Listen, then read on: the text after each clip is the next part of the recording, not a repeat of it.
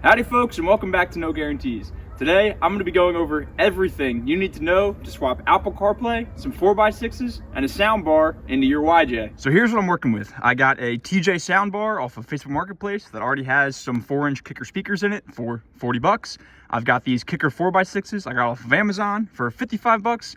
And this cheapo Chinese single DIN Apple CarPlay unit I also got off of Amazon for 55 bucks. So all in, everything here, 150 bucks. Not bad. Now, if we were just doing the radio, it wouldn't be all that bad. Pull the old one out, cut the wires, wire in the new one, and you're done. But because we're doing these side 4x6s as well, that means we have to pull the dash forward, which means we have to drop the windshield frame, which means we have to pull the top off. Now, if your Jeep is still fastened with the factory hardware, there's just some self-tappers that run through the holes from the top to the windshield frame. But I've got these little latches I got off of Amazon that make it a lot quicker. And in the back, I've just got these little thumb screws that make it so I can pull my top off without any tools. If the whole quick release top thing is something you guys like to see a video on, just let me know in the comments and I'd be happy to make one.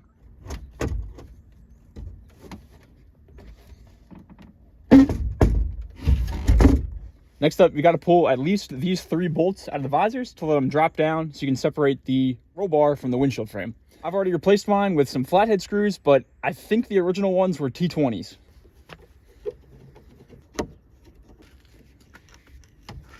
Now we can go ahead and pull off the bolts that mount the roll bar to the windshield frame. I've already converted mine to hex, but I believe they're T27 from the factory.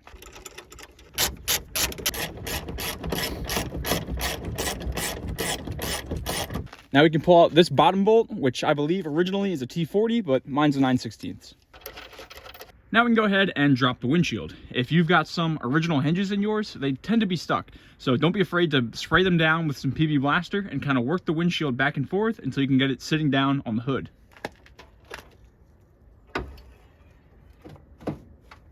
Now that we're in here, this will be the perfect time to replace your windshield frame seal. It's this guy right here.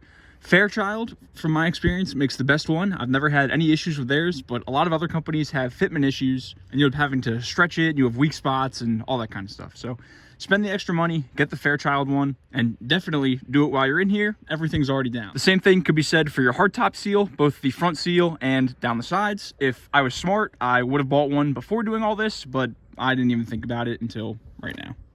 Next up, we can pull the dash away from the tub. There's these 3 bolts down the side on both sides, and then also everything across the top. Even these screws go all the way through into the tub, so everything needs to come out. This is a little ironic for me because I have a dash pad coming in the next couple days, and I'm going to be in here again doing all of this again. I can't remember what size all these bolts are from the factories, but I know all of these screws are a real pain. So take your time, use a hammer, a screwdriver, maybe some heat, and just be very, very careful getting all of them out because I know they have a tendency to snap.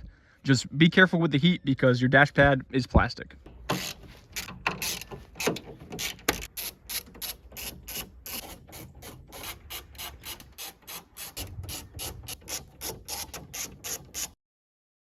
Starting on the passenger side, the first thing that I wanted to handle was the wiring. I went ahead and cut off the factory plugs and wired in the kicker one. I'll try to put up a clearer picture of this so it makes more sense.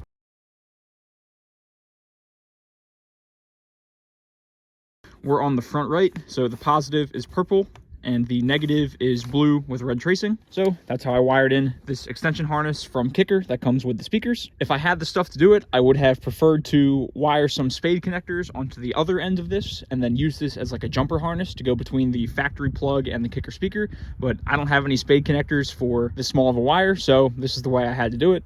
All I did was use some of the heat shrink style butt connectors and then put some heat shrink over top of everything because I'm kind of paranoid when it comes to wiring. Now all I have to do is take a 11/32 wrench, pull off the 4 nuts that hold this speaker into the dash, and then we can switch them out, and then we're good to go on this side. You can see just how gross and worn out the old one is compared to the new one. So I think it's going to make a ton of difference, especially because I'm starting with nothing, so it's definitely going to make a difference. So what I'm running into is I'm pretty sure the correct holes for these speakers are these slots here on the outside, and they just don't quite fit. I don't know if it's my dash or the speakers or I'm wrong, picking the wrong holes, but it's just not quite right. So I'm going to take a file and just kind of slightly open these up a little bit, and then hopefully it'll all come together without any problems. So all I did was take a cutoff wheel and just put a little indent on the inside of these 4 slots, probably about the width of a cutoff wheel. And now it fits fine. So I don't know if it's just the speakers that I got. I'm about to test fit the other one, see if it's just this one in particular. But know that if you get these, this might be something that you have to do. I'm gonna go ahead and take some blue Loctite, put it on each of the 4 studs, tighten the nuts back down, hook up the wiring, and then we're done on this side.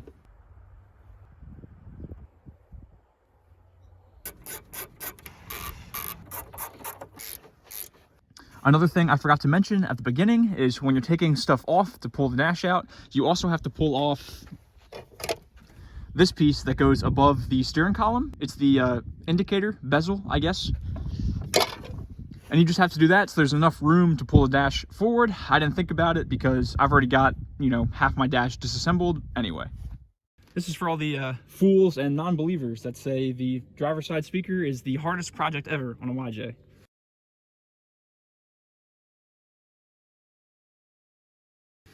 Speaker, dash. Ooh, spooky, scary. There is an identical amount of room on this side as there is on the other side. All I did was pull the dash as far forward as I could and then shove the block of wood in there so I wouldn't have to hold it. And there's plenty of room. I mean, if anything, it's almost easier to get on this side with the dash held away like that. All right, I'm gonna go ahead and get this tightened up and wired up the rest of the way, and then I'll be right back with you guys.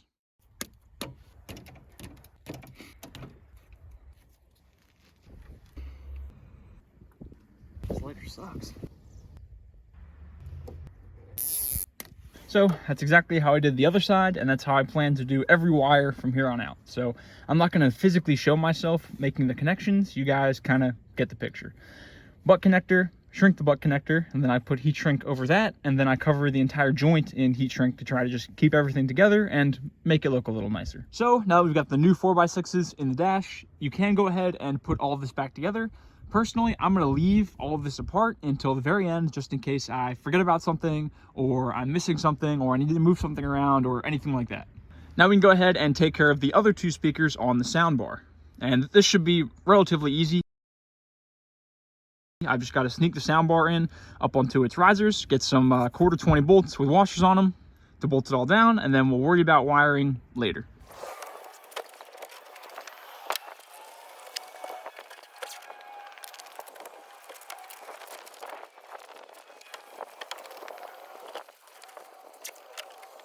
I'm only a couple inches from having a full connection with the ground, so we'll see. Maybe I can get there today.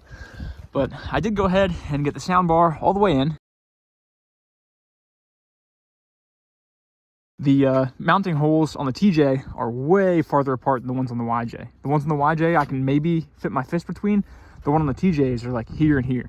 So I did have to pull the bar off and drill a hole on either side right in the middle. But now it's in, it's sturdy. Now we can go ahead and move on to the radio. I'm not going to physically show myself tying every single wire together just because I think that's a little unnecessary and I'd be wasting your guys' time, but I will talk about the philosophy and how I'm going to go about doing this. So I went through and I put a piece of tape on every single one of these wires with what it does. So for example, this one right here is the rear left and it's the negative one. I did that for every single wire, both the ones that go to the radio, these ones, and the ones on the Jeep harness in here. And I did that because I want to make sure that there's no way that I can mess this up. So what I've been doing when I did the 2 side speakers and when I'm doing everything else is, say I did want to go ahead and do this rear left negative, I'd pull the piece of tape off of this wire, pull the matching one off of the wiring harness in the car, and connect them.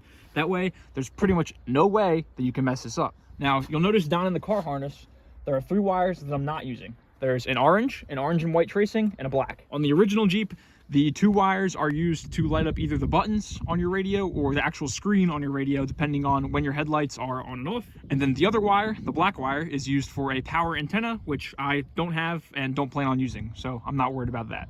So I'm gonna go ahead and run through connecting all of this. In the time it's taken me to finish all the wiring, we've got touchdown. But like I said, all the wiring is done. You can see those 3 butt connectors that aren't hooked up to anything. Those are the orange and white, and black wire that I talked about earlier. I just put a butt connector on them and crimp the one end just so they're dead-ended. And then this dangly wire with the screw in it is the ground wire, and I'm waiting to put that on while we put together the housing. So you take this plastic bracket that comes with your Jeep and push the cage for the radio inside of it like this. Got to make sure it's all the way back, so you should have this lip here in the front. And then you take these clips, these straight ones that are right next to it, here, here, and then 2 more on the bottom, and you're going to bend them over this black piece so that it holds everything firmly together. So I pushed them out a little bit with a screwdriver just to get me started, but then as I'm pushing this metal piece back with my thumbs, I'm going to pull this piece forward with my fingers, like that. So now we have a nice tight fit between the plastic piece and the metal for the radio, and this will attach to the radio through these clips on the side. So you can kind of push them in just a little bit so that they hold the radio nice and tight. And then put this back in the dash with the original 2 screws.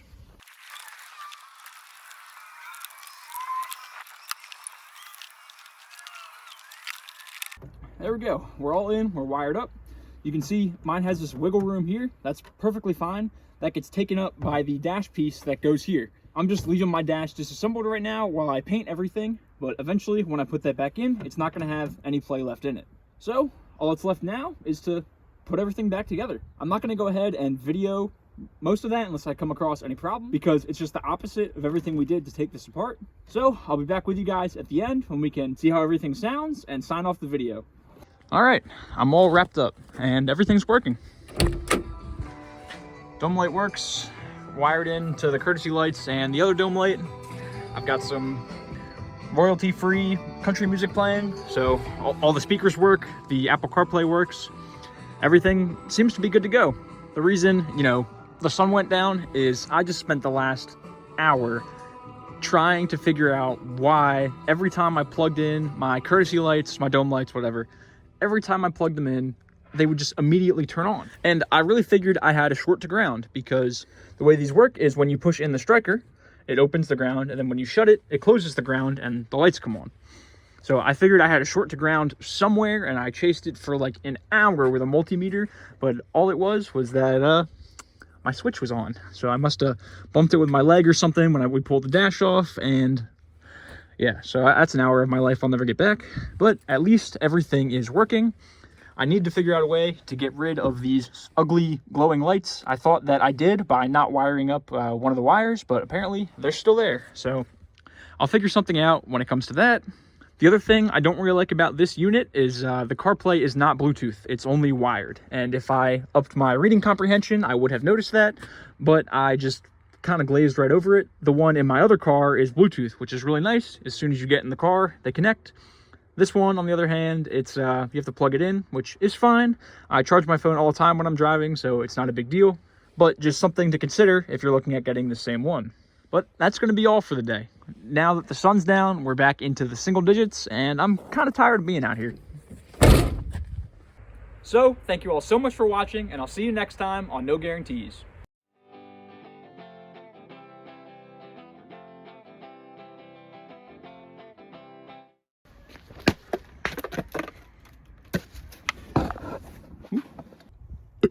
Pull the royalty-free cozy jazz playing in here. My neighbor's brakes sound terrible and she won't let me fix them. When you push in this striker, the ground is open, and then when you let it off,